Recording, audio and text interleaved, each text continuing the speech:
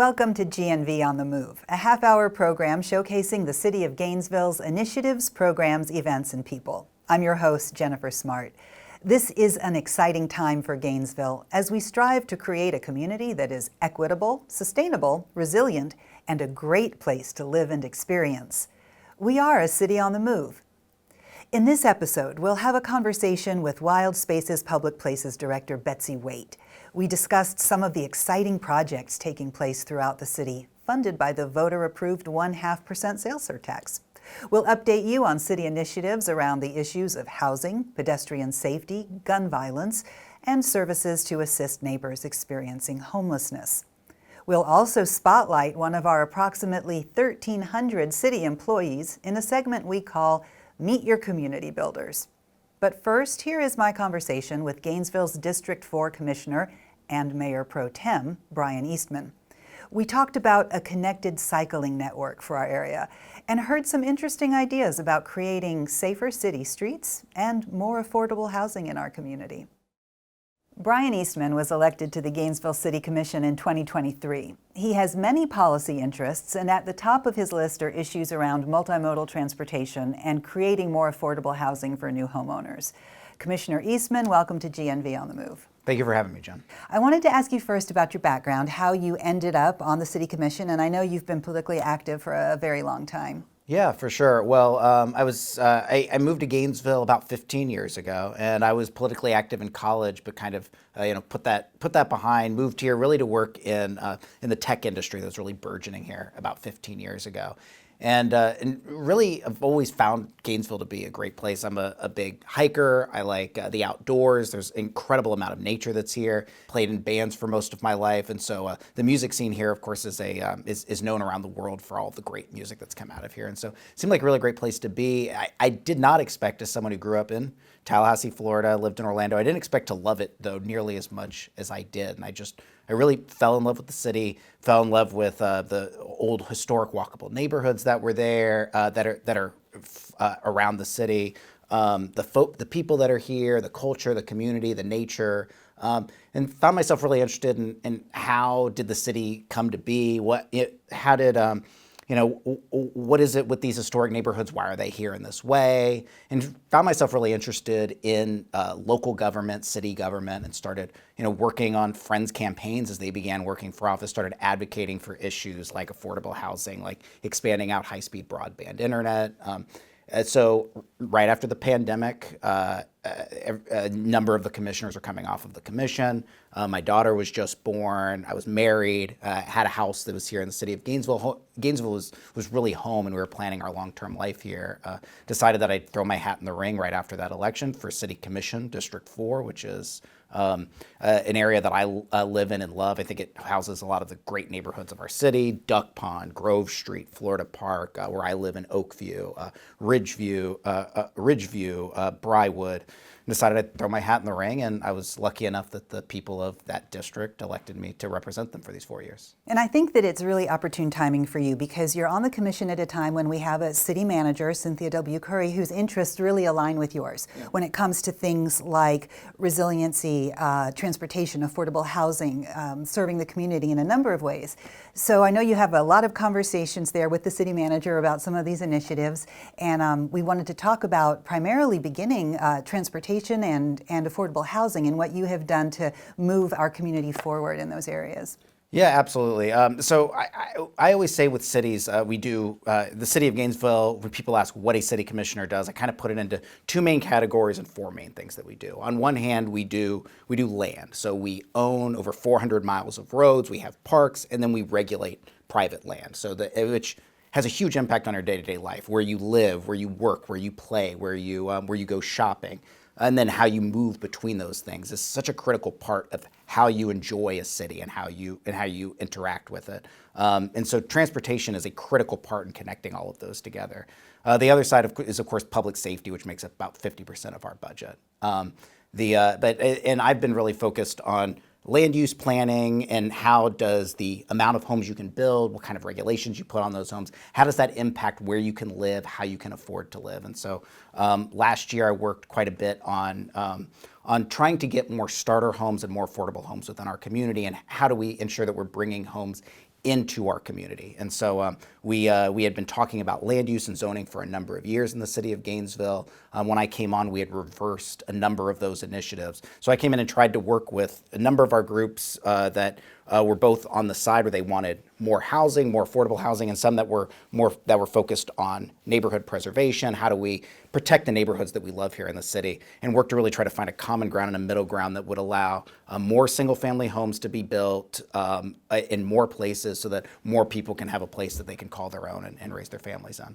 As well as we've been working on inclusionary zoning. We've been working on trying to reduce regulations that stop new homes from coming in. We've been working on a number of initiatives, and yes, and Manager Curry has been phenomenal on these and really helping push those forward and making sure that our sort of big ideas on the City Commission get implemented on the ground so that families can have homes that they can afford. Right, operationally, these policies move forward. Yeah. And you have had some of these victories, and it's been good to see you work as hard as you do, and you also work behind the scenes and in your own time. You have your Substack, your blog that people should be reading because it's really full of important information and very well researched. And that's where you touch on some of these other areas of interest that you have, because you're also talking about not just transportation, but bicycling, walking, safety, Vision Zero, getting our traffic fatalities down. All of these things kind of form the web of what makes Gainesville livable for people. Yeah, absolutely. So as I mentioned, transportation is such a critical part. And I think in this year is going to be a really big year for transportation. It's been over 24 years since we last had our bicycle pedestrian master plan that was updated. We've had a couple of small victories on creating safer roads, better roads, ways for people to get around, not just in cars, but using transit, walkability, bikeability. But this year, we're really starting to see a big push. And so right now, the county is working on its bicycle pedestrian master plan that will create a long-term planning future for how people can move from one point to another using just walking or biking in a safe way. How do we make sure that kids can safely get from their house to schools in a safe way? How do we make sure that people that are living in one neighborhood are able to get to their work? Not just in a car, but being able to walk and bike. As our city grows, we need to make sure that we are creating a city that doesn't just put more cars on the road, that will increase traffic, that will hurts the livability of our community. And so figuring out how we make those low stress routes that are safe for people is a really big part of what I'm looking forward to in the next year. And it's something that I've talked about a lot on the Substack. I think it's really important for us as elected officials to move with the times and try to figure out a way that we can communicate with people. Something like what you've done here with Gainesville on the Move, Jen, where try to find new ways to talk with people. As traditional media is not as important as it used to be, as you're seeing less and less of TV channels and things like that are really reporting on the news like they did even 5-10 years ago. I think it's more important for us, both as elected officials and as communications people within the city, to find ways that we can communicate with people and our constituents. And so I started a blog to try to talk through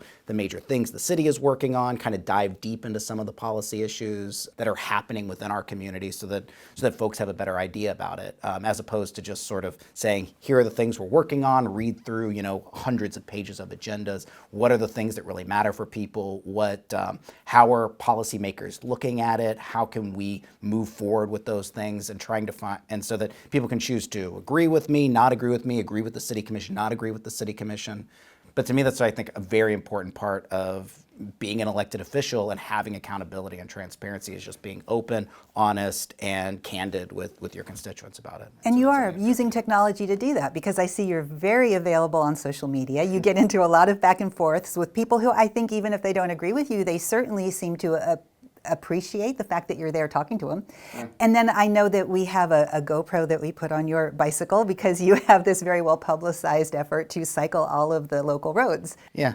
So as I mentioned, I think the space that we own as a city, the land that we regulate as a city is the most important thing that we do as a city. And of course, far and away, the biggest public spaces are roads. And so when I came into office, I had I made a goal with myself to ride every single road in the city of Gainesville. I'm about 85% of the way done.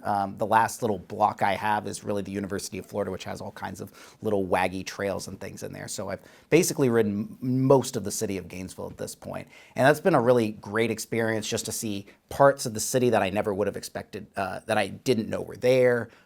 communities that I wouldn't have expected to see. I've been able to see, little community neighborhoods that have been put together in interesting ways, parks that are really little gems of our community. That's been it's been a really great experience to go through, and I'll get there hopefully by the end of the spring while we still have this great weather. I'll be able to finish up every single road within the city. Oh, great. And so what were the biggest surprises you got from really having that ground level view of all the neighborhoods around Gainesville? Oh, man, there's, we talk in the city about, low income areas, areas that really need our support. And what you see is, of course, there are areas within East Gainesville that we've talked about for years in improving our economic development. And there are areas of there that, I can clearly see have issues with their infrastructure, have been left behind, and that we really need to take more investment in. But there's little pockets of that all over the city. Areas that the city, for whatever reason, whether historic, whether at the moment, really needs to have more focus, places in Southwest Gainesville, Northwest Gainesville, all over the city. There's also little pockets of really great livability that I would not have expected. Right around Butler Plaza, which, a lot of local residents talk about, it's a place where you go in, there's these large areas of parking. It's the kind of place where you're stuck in traffic for long periods of time, but they've created little pockets of walkability where there's nice apartments right next to where people are living they're actually quite nice and pretty. There's little trails that are tucked around here. What I think has always been interesting about Gainesville is it's a kind of town that you learn it slowly but surely. Not everything is incredibly well publicized for where you can, where you can find things. It's a very local town in a state that tends to have a lot of influx of new people, and so you kind of have to know where things are. But what's nice about that is you're always finding new and interesting little spots around town that that a neighborhood might know about, but unless you go and you see it yourself, you're gonna see it. So, to close, let's get your assessment. If you take this knowledge, your sort of what you've seen of Gainesville, your knowledge of technology, future technologies, and sort of being someone who loves this community, what is your view of a successful futuristic Gainesville in, say, 15 or 20 years? I think what's important for Gainesville in the next 15 to 20 years is that we identify what makes us special, continue to grow upon that, and to make us a city that really connects with its residents as we continue to grow and continues to support the things that make it special. Like I mentioned, our transportation system making us a walkable community, our local small businesses. How do we ensure that even as we grow, that we are a community that has that local community, that has those local small businesses that everyone loves, like right now the Satchels and the Tops and those interesting spots. How do we continue to support our arts, culture, and our entertainment? How do we make sure that we have that great music scene and those visual arts? Gainesville's always been a unique city in the state of Florida, and that's going back all the way back to our founding, where we have been the other Florida, the kind of in a city that is dominated by beaches and theme parks. We don't have either of those things. We have a swamp, we have a university, but that has made us this sort of unique culture within the state of Florida. And so just making sure that we're continuously supporting that and making sure that we continue to grow that even as we are a changing city over time, I think is what we're looking for. Very good. Thank you, Commissioner, for being here. Thanks, Jen. I appreciate it. After the break, we'll talk to Wild Spaces Public Places Director Betsy Waite and find out about some interesting projects, including the restoration of the historic elevator at the Hippodrome Theater and pickleball courts for Tom Petty Park. But first, here is an update on steps the City of Gainesville is taking to address issues facing communities across the country.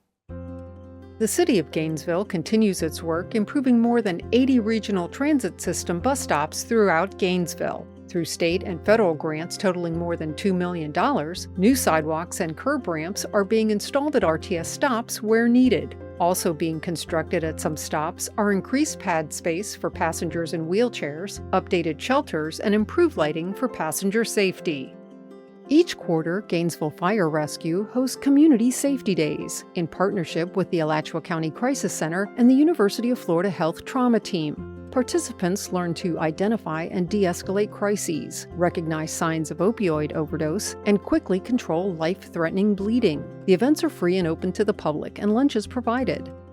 Construction is underway at Jesse's Village, a new affordable housing complex in southeast Gainesville that'll have 22 rental units. The apartments at Jesse's Village are designed for neighbors who face roadblocks in the search for a new home. The Gainesville City Commission has supported the new affordable housing development with housing grant allocations totaling more than $500,000.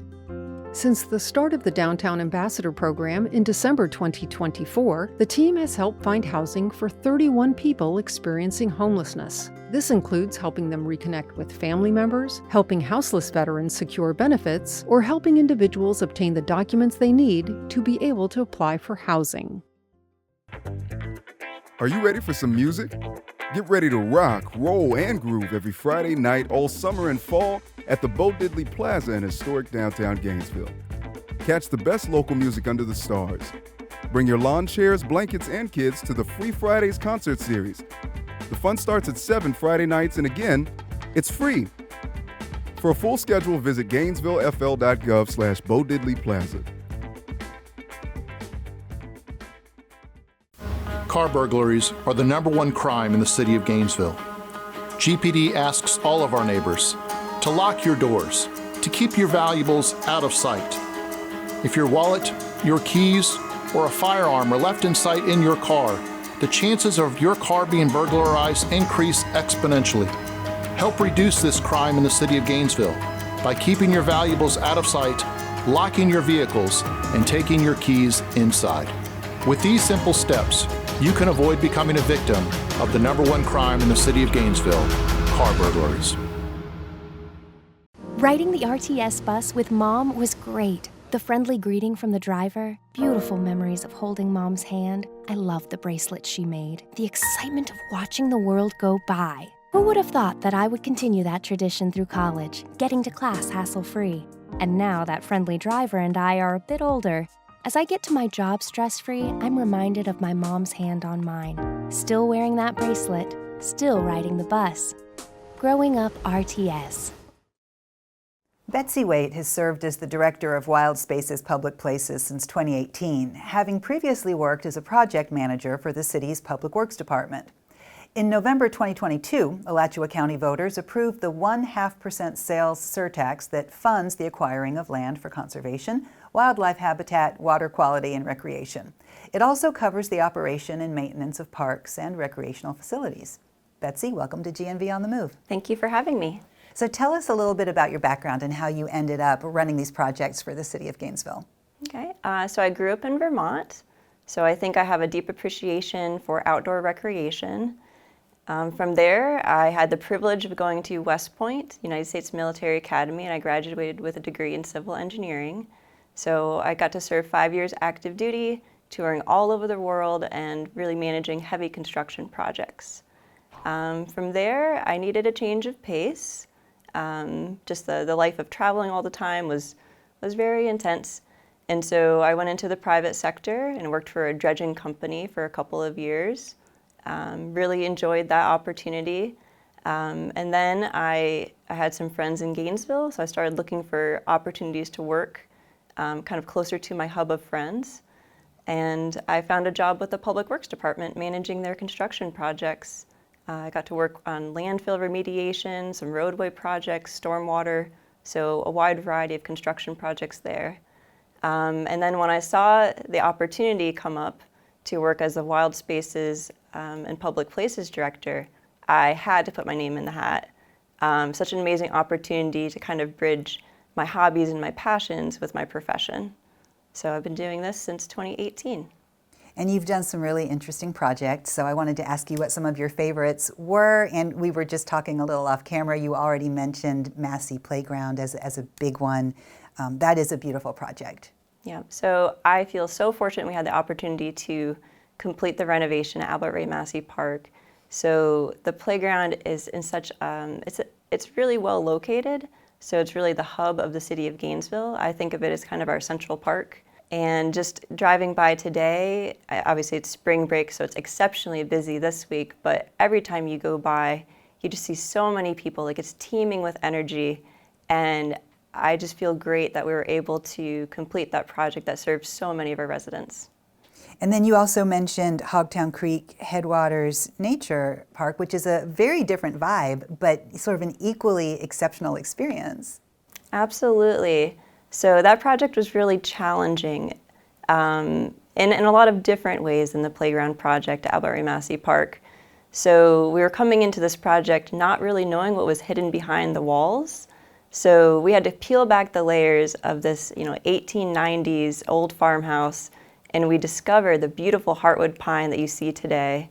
But going into that project, we really didn't know a lot about the history of that building, and working with the contractor and then just discovering all the different iterations of construction that took place and all the renovations that happened over the years. It was kind of taking a deep dive into local Gainesville history. And I love how the project turned out. I think it's absolutely beautiful. So is a lot of your work looking at these spaces that are historically part of Gainesville and then repurposing them or changing them so that they're of public use? Some projects, yes, are kind of repurposing existing structures. I can't say that's the majority of what we do. We are fortunate to work on some historic buildings such as the Hippodrome Theater, the old post office, and federal courthouse. So we do have some of those opportunities. We have an interesting mix here of brand new things that are high tech and different, and then also a commission and a city manager that are conscious that we want to preserve and use what's already valuable in our community. And so the Hippodrome, I'm glad you brought it up because everyone is interested in the elevator. Mm-hmm. So until just recently, it was, I think, the second oldest working elevator in the state of Florida. So we're really proud of that. And so right now we're working with a contractor who's restoring the motor and a lot of like the coils and other parts and pieces, rewinding stuff and trying to bring it back into function. So coming this summer, knock on wood, probably around July, we're gonna have a celebration for that elevator coming back online. And when you have something like that in an area that people use all the time, how do you figure out a plan that allows the space to still be usable while you're also doing a lot of extensive construction work? So that's a really big challenge. So Hippodrome staff have been wonderful. So they program the space and they've been using the cinema on the first floor so to provide equivalent experiences for the upstairs theater. So there are some opportunities where they have to be creative in really making all of the entertainment and activities that typically happen upstairs also available to people who cannot traverse stairs. Oh, that's really complicated. Yeah. This is doing everything twice. I wanted to ask you too about Bulwer Springs because this is one that it's a fascinating history. It's a beautiful place. It clearly needs work. What are the plans there? So Bulwer is going to see a huge transformation. We plan on beginning construction in August. And so there's kind of two pieces to the project. So the trailhead, which is highly utilized to use the Gainesville-Hawthorne Trail today, so that's going to receive a lot of upgrades. So there's going to be some parking improvements, and we're also going to add a restroom building. So I think park users are really going to enjoy that. So they'll have like a bottle filler, some water fountains, and then actual flush toilets, which will be quite nice. And then we plan on, as part of the transformation of the site, really connecting those two pieces. So the historic waterworks building is going to be integral to the trailhead. So we're going to make a much better access between the two amenities. And then the waterworks building is going to be holistically renovated and access will be improved and it will be able to be utilized for weddings and event rentals and potentially city meetings and other events. And you've also done some other things that I've had a chance to see over the past year or so. I loved Lincoln Yard Park. I thought that was a beautiful use of space and such a gem for the neighborhood. I agree. Lincoln Yard Park has really grown on me. So initially, I wasn't sure how the community was going to receive the park. I think at one point there was a bigger vision for even a community center at that location. But the property is utilized for stormwater retention and stormwater treatment. But the trail network, the adult fitness equipment, the playground, everything that is there today is seeing a lot of use. It's been really positive. And it's a beautiful, beautiful place with the trees and the signage, and it's so accessible. Absolutely. And so what's coming up in the future that you're very interested in that you would want to share with people? So we currently have, I think, some really good projects underway. I don't know if they're transformational, but I think the community will absolutely appreciate them. So completing this week is the resurfacing of Fred Cohn Park track. And that track is a very busy place, especially with track season underway.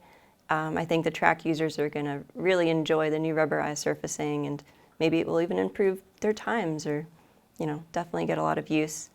We also just completed a restroom renovation at Abby Wambach Park. So perhaps not the most exciting, but absolutely useful. Abby Wambach Park has been very busy with pickleball and the dog park and all of the soccer users. So the programming has been very, very busy. I forgot the Tom Petty pickleball courts. Tell me a little bit about that before you go. So we're excited to kick off the Tom Petty Park pickleball improvements and the restroom renovation in just a few weeks. So excited for the groundbreaking to take place on Friday, April 4th, and we'll be beginning construction shortly thereafter. And it proves how responsive the city is to the requests of the community, because pickleball has been discussed so much, and here we are doing what everybody wants to see. Absolutely. We're really proud of that project. There's so much community engagement, and again, just try to accommodate as many user groups, as many needs as possible, but I think we landed on a great solution. Wonderful work. Thank you so much for joining us. Hey, thank you so much for having me. We hope you've enjoyed this glimpse of the many exciting projects going on in Gainesville. We leave you now with Meet Your Community Builders. Carlos Moore is one of those community builders and serves as a safety specialist, ensuring his fellow employees minimize risks and stay safe. Join us again next month as we take another look at GNV On The Move.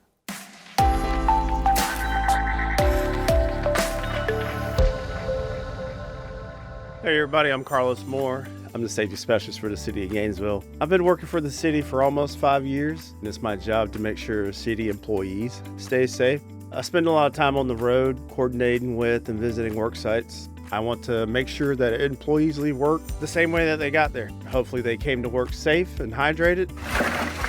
And I'll take it upon myself to pack a cooler with drinks and electrolyte freezer pops and to hand out to workers. We also teach CPR classes and other courses covering proper workplace safety. I stress to workers the importance of wearing personal protective equipment, proper boots, vest, eyewear. When I'm not stressing safety at work, you can find me fishing on my boat or just tending to my garden, something I never thought I'd be saying I'd do on a regular basis.